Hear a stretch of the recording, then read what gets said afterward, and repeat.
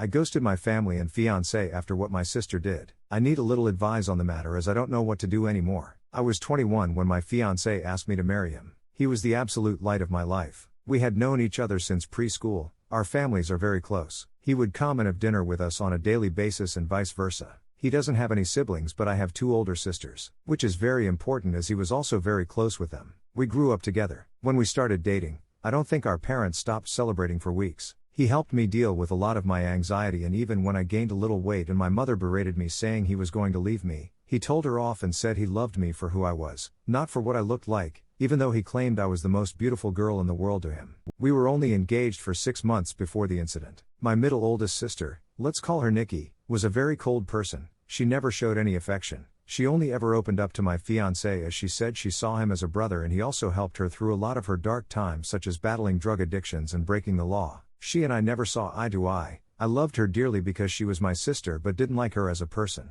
Out of the blue she tells me she wants to take me clubbing as we had never been together before, and she felt bad that she was so distant to me. I agreed, and that night we went out. Clubbing wasn't really my style, but once I had a few drinks, I loosened up a little and began having fun. The night was going smoothly until Nikki spotted a guy across the room whom she claimed she wanted to climb like a tree. She walked over to him and within a few minutes she was back. And she had a sour expression on her face. I asked her what was up, but she never said anything. I kept pressing because I didn't want our night to be ruined. She then told me the guy didn't want her number, but he wanted mine instead. I told her he was a loser and there were plenty of guys around who would kill to be with a girl like her. She didn't budge though. She told me she needed to use the restroom and then we would leave. I waited for an hour. During this time I was sipping on a lot of different cocktails. I then started feeling really dizzy and lightheaded. I figured I'd just cab it home as I was certain Nikki had left. On the way out though, I bumped into a friend of Nikki's whom she had briefly dated. He asked me if I needed a hand to my car and I explained I was getting a cab. He said he was getting ready to leave and we could share one. I told him okay, and we walked out of the club together and into the first cab we saw.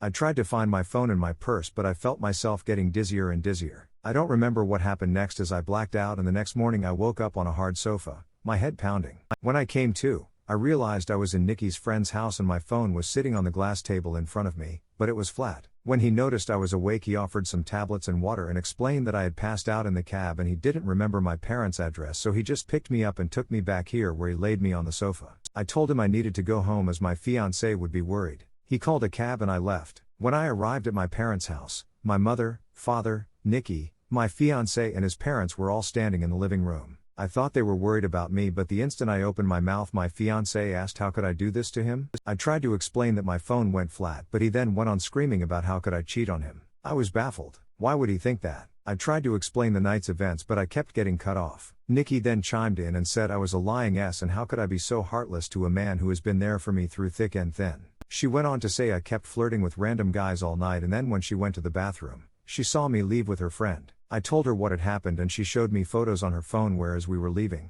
his hand was on my back ushering me outside. Yes, the photo did look horrible and I was so drunk I didn't even realize his hand was on my back at all. My fiancé was so angry, he kept shouting and his mom and mine were both crying. I then asked Nikki to call her friend and he would confirm nothing happened, but when she called him, he told a completely different story. He said I begged him to take me back to his, and when he did, we slept together multiple times. I saw red and started crying and yelling at Nikki because I knew she had organized this whole thing to make me look bad. I begged my fiancé to believe me, but he just shook his head and left. When everyone had cleared out, my mother slapped me across the face and told me to get out. I left and went to a friend's house where I stayed for a few nights. During those nights I called my fiancé crying and pleading with him to believe me that nothing happened, but it all fell on deaf ears as he never returned any of my calls or texts. My mom texted me and told me she was kicking me out and that she couldn't believe I would do such a thing, and a lot of hurtful other slurs I don't think I could repeat here. She didn't even give me time to get my things as she threw everything out. I was now homeless. None of my family would take me in,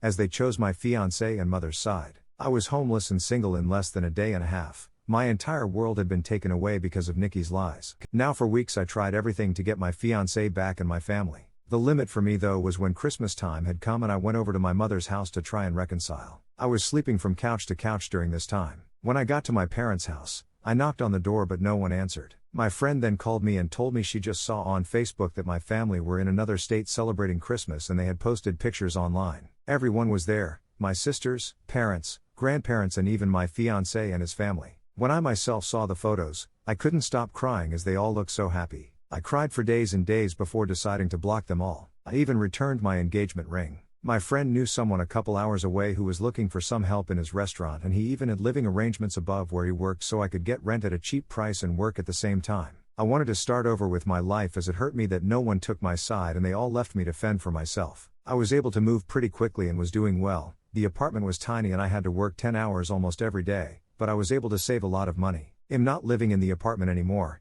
I was able to rent a much nicer condo, but I am still working at the restaurant as assistant manager. Now it has been roughly 2 years since I left and have not spoken to any of my family. I have no idea what is going with them until I got a knock on my door. It was my ex-fiancé. I was shocked to say the least. All these feelings came rushing back and all I wanted to do was jump into his arms. But then I remembered the pain I had felt and tried to slam the door in his face, but he stopped it and asked that I let him explain. He said that Nikki had gotten married and she had confessed that she lied about the situation because she had found someone she loved so much and realized what a horrible thing she had done. I asked him how he found me and he said my friend told him. My entire family had been trying to get in touch with me and want to see me. I told him I needed time to see if I even wanted to have them in my life. He left and I have been a mess since. I don't know what to do. I know I will never ever forgive Nikki. She could rot for all I cared, but it's hard because my other family and fiancé didn't know she was lying. But I also felt like they abandoned me too quickly without letting me explain my side. I don't know if I should forgive them. Any advice would be much helpful. Thank you for taking the time to read.